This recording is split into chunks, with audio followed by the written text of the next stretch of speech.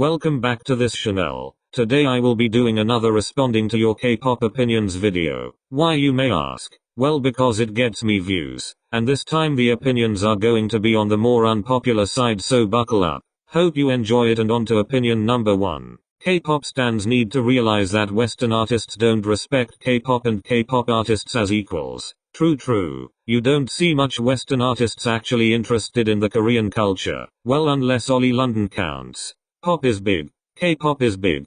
Put them together, world domination. So of course Western artists are gonna want to collab. And I don't understand why people limit this just to Western artists. Some of our K-pop faves might also be not interested in pop culture and just might like the exposure it gives them. I don't really think it's a bad thing to want to collab and make money unless you are going out of your way to personally disrespect K-pop artists. Then it's just another collab. And if the collab actually works, like something like Rosé and Olivia Rodrigo, then I'm here for it. Che sisters don't have any stage presence. They only have it when it's their line. I mean, I don't really think that's a bad thing. Of course it's important to have stage presence and to entertain a crowd, but if the focus is not on you, then I don't really see the need to start pulling faces or over dancing. You will embarrass yourself. When you're singing your line and the camera is on you, that's the perfect time to show the audience how good of a performer you are. As for this opinion regarding the Che sisters, I'm going to have to disagree. I enjoy watching them perform. I'm gonna be completely honest.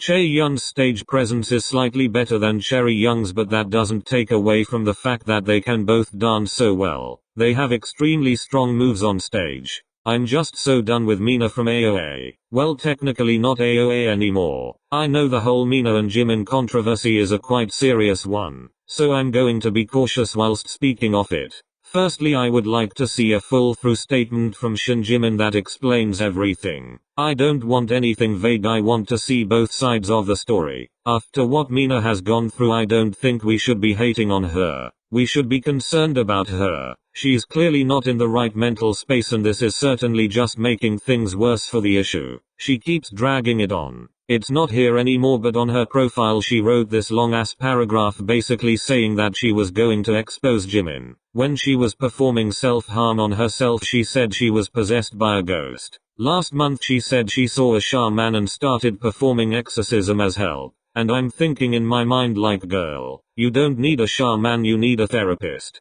Pronto. Of course I do feel for her because I believe that she was bullied badly, but I also think she's acting too inconsiderate and reckless, especially with her Instagram. I saw all her post of her self-harm pictures and they scared me, and it caused my heart to skip a beat when I saw them. I'm just a minor, I didn't need to see that. It could also bring up triggers for people who don't like blood or have experienced something similar. She didn't even put a TW. But then again, why would she? Apparently those pictures weren't even hers, and I am just so confused because I don't know what to believe anymore. I know she wants justice, but she's been dragging this drama on for way too long. Jimin is missing in action, but she's still here. And after the drama with her boyfriend, I'm just feeling so frustrated. She really needs to take a break, because her lifestyle now isn't healthy. I mean, I do wish her well, but she's not doing anything to make herself look good in this case. So I don't know if this is an opinion or maybe a thought, but sometimes I think companies will make their idols do problematic things just for recognition. Oh wow, you really didn't hold back.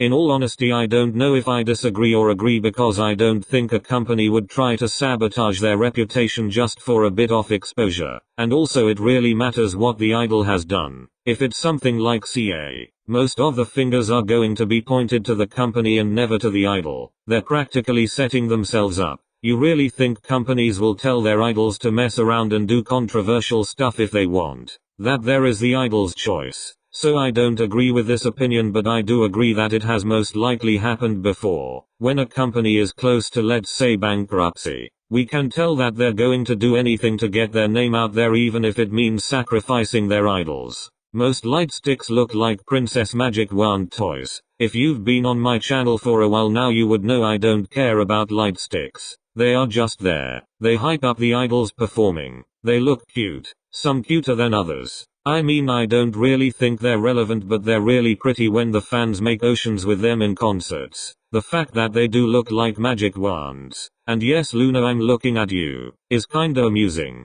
Bippity boppity boo-hoo. More like bippity boppity shut the F up. I know this sounds so immature, but I can't stand groups if they have a weird name. I get what you mean and I kind of agree. I always get WJSN confused with GWSN. And I always get them tongue-tied. Their names aren't something that you can just roll off your tongue. You actually have to think about what you're saying. I also understand where you're coming from with your example of the Boyz. It really does remind me of a 12-year-old dude saying he's playing Fortnite with the Boyz. I love the Boyz and all, but their company could have been a little more creative with their name. You don't see any girl group around calling themselves the Girls. That's just cringy. K-pop group names are just so weird, but we have to deal with it because they usually have a meaning that corresponds to their lore. Finding a good name is harder than you think, so that's why we end up with weird ones. Maybe the name a company wants has already been trademarked, and if they were to still use the phrase or name,